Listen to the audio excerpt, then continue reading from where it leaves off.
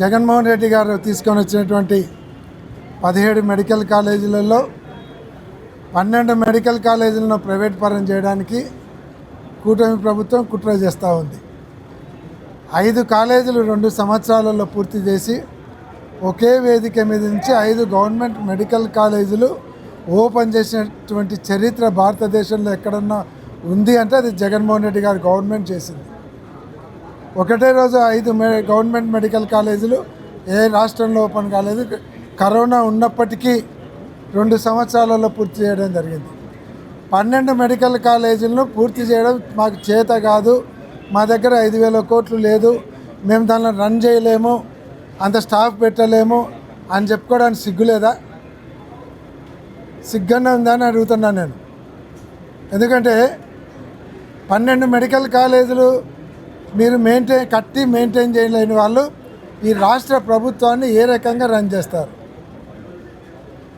5,000 కోట్లు పెట్టడానికి సస్తున్నారు, 1,00,000 కోట్ల పైన అప్పు చేస్తున్నారు అమరావతి కోసం. ఇది 12 జిల్లాలలో ఉపయోగపడేటువంటి కార్యక్రమం.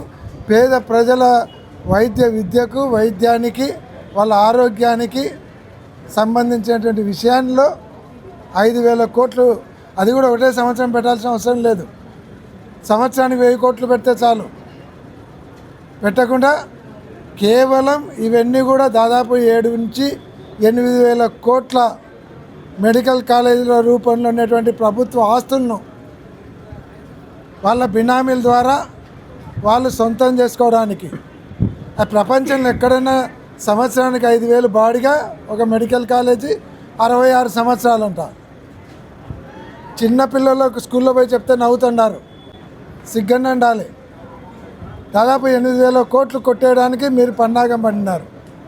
కానీ దాన్ని ఎట్టి పరిస్థితులలో జరగనీయం. ఆల్రెడీ 99 పైసలకు ఒక ఎకరా చొప్పున లూలు వాళ్ళకి ఇస్తున్నారు, 1,000 ఎకరాలు మీ బినామీలకు ఇచ్చుకుంటున్నారు.